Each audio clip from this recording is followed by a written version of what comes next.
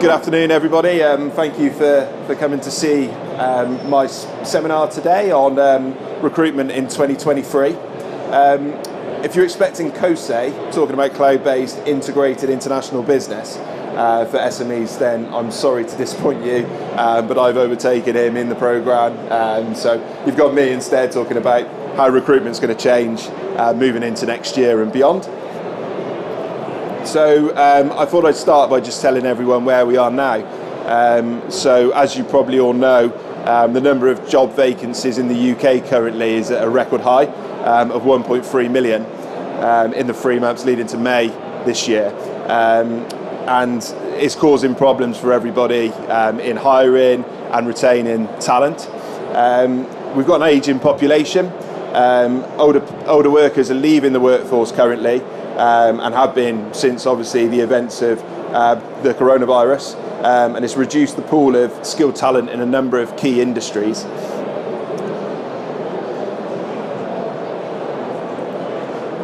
The hiring and retention landscape has changed. There are those employers who listen and engage with their employees, and what they need are in a stronger position to ensure that workers stay.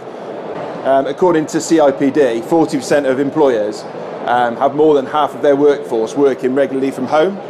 So we've seen an increase in hybrid working, and getting the mix of home and office working is problematic and can lead to some trust issues. It can also make retention of key staff and recruitment very difficult. The challenges we're facing in 2023, or as we go into 2023,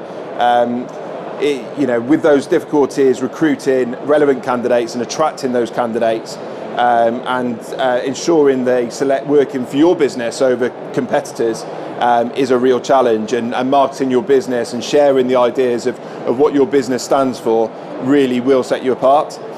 There is a lack of qualified candidates for a number of reasons. Including, we've had the pandemic, we've had Brexit, and there's a lot of people worried about internal talent advisors worrying about skill shortages, and as a result of those labour shortages, companies' top talent are being headhunted more than ever before. And with tools like LinkedIn, it's easier than ever for passive candidates to be approached, and businesses are seeing a bit of a domino effect. Whereby one candidate moves to a competitor, and then they're telling their previous colleagues, and they're all leaving to move to the same business. So companies are losing multiple talents at the same time.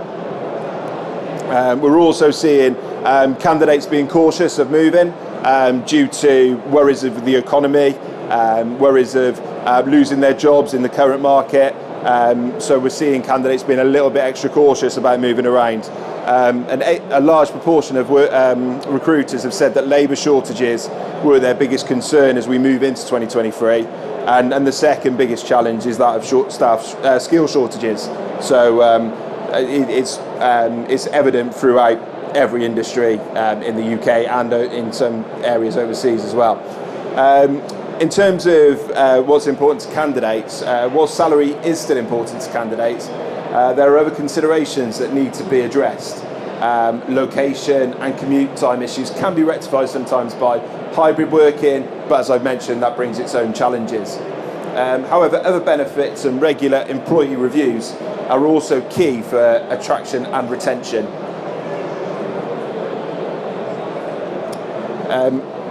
What we've seen as well is, as a result of the challenges businesses see in recruiting and retaining staff, we've seen a number of new trends developing as we go into 2023. Businesses are developing existing and new skills, and in certain circumstances are hiring based on behaviours and attitudes with a training journey to fill skill gaps. So that real kind of development journey of individuals and showing them that pathway. So when you're recruiting, think of what that person might want to do in 6 months' time, in 12 months' time, 18 months' time, and give them a real route, because otherwise you face a real challenge not only bringing them in but retaining them, because they are wanting that journey and those developments.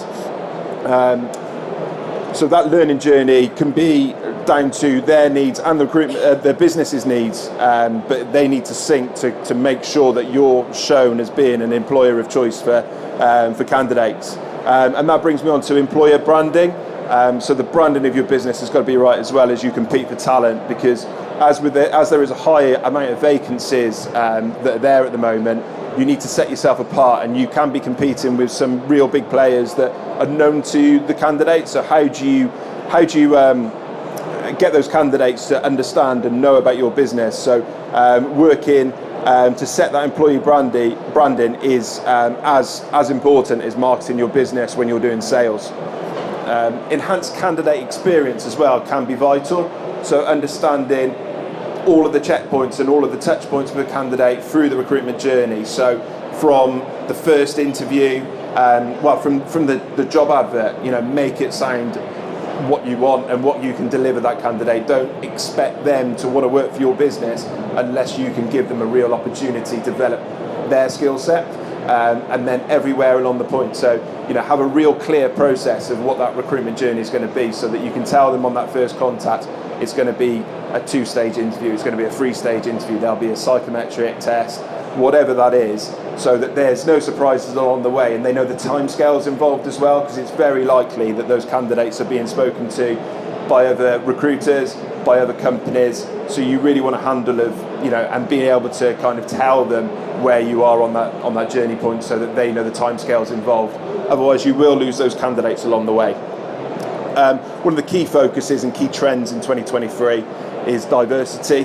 A lot of businesses are investing a lot of money to make sure that they are getting diverse talent, and having a real kind of focus on ensuring every level of the business has the correct level of diversity.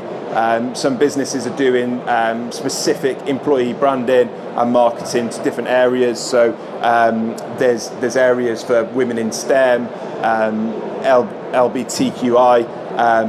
All of these areas, they can be specifically marketed to make sure that your diversity needs are being addressed as well. If businesses want to grow, then especially as we see Gen Z coming through, they want to know that they're working for an inclusive business that have a clear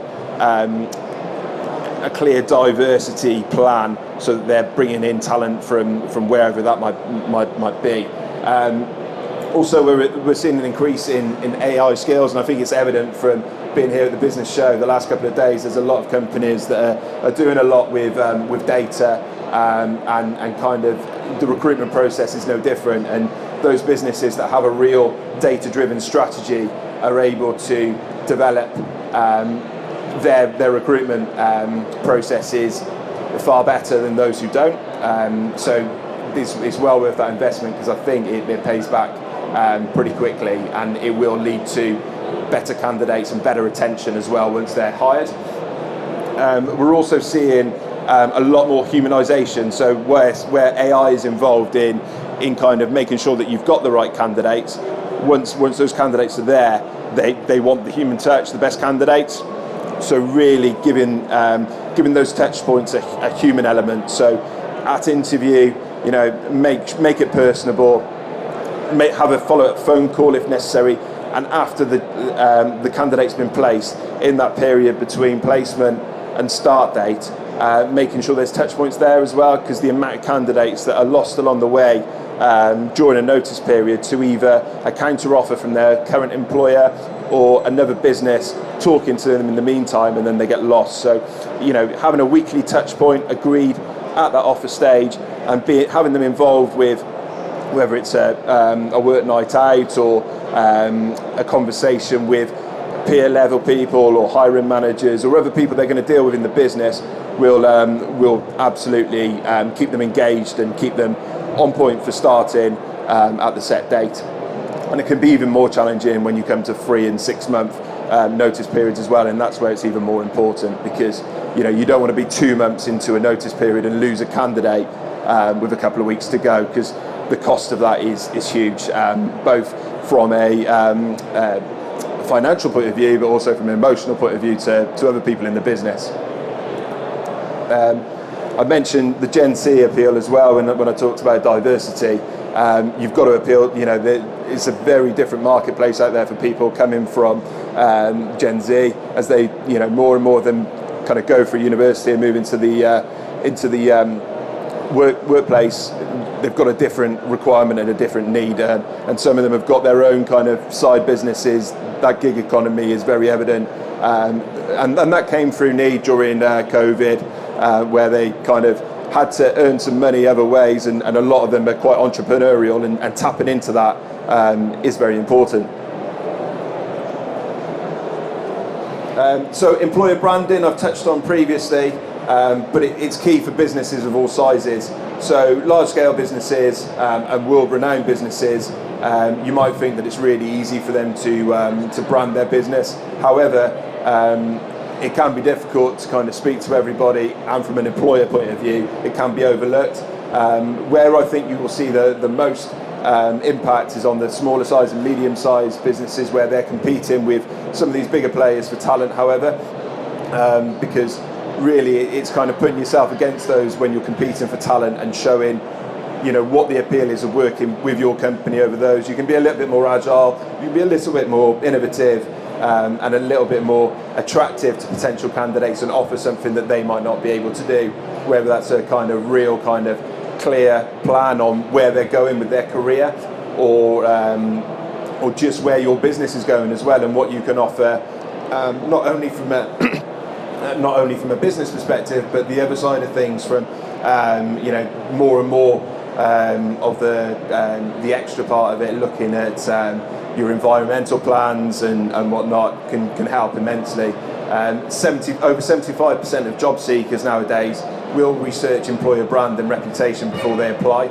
So that's even before they're in that application process, and they can rule you out pretty quickly if they don't feel that your business is of the right ilk for them and don't want their reputation ruined. So it's really worth looking at, and businesses who have a bad reputation find it really hard to attract new talents and to retain hired ones, because there's a real competition, as we mentioned, for key talent. Candidate experience. So this is the process from application through to hire, basically. So even if candidates are unsuccessful, 97% of candidates with a positive experience will refer other candidates to that business if they've had a good experience. And a lot of this tends to come down to communication and feel, and clarity over the process. So as I mentioned earlier, knowing the steps and the stages of the recruitment process at an early stage, and having that consistent will really help give a positive candidate experience. And 55% will actually go onto social media as well and tell their networks, whether it be on LinkedIn or Facebook or wherever, Twitter, then they will tell their social networks about that positive experience. It can be a really important hiring element as well. According to Career Arc, a negative hiring experience can have a real detriment to your brand, and can actually stop people buying the products from your brand as well. So according to LinkedIn, Virgin Media found that it cost their business over 5 million from candidates having a bad experience and then not buying their products after those candidate experience, and then telling other people on social media.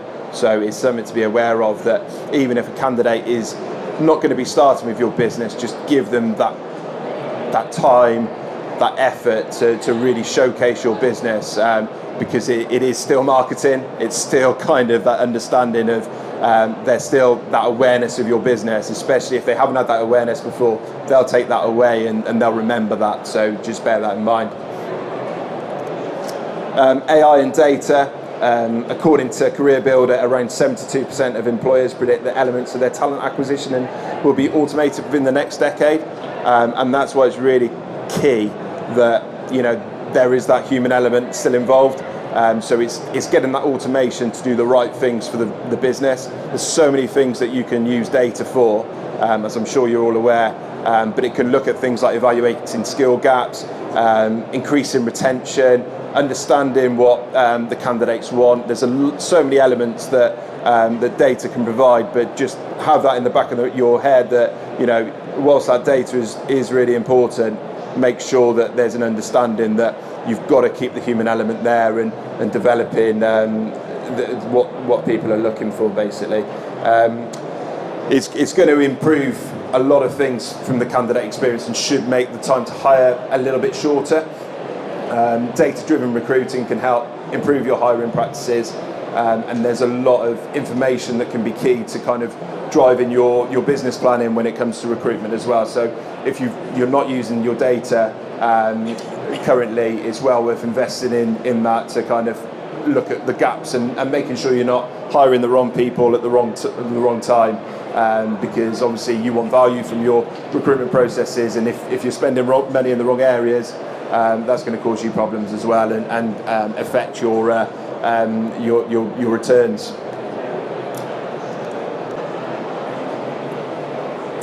That's great then. Well, thank you ever so much for your time. Wherever you're travelling back to today, have safe travels, and I look forward to seeing you all again soon. Thank you.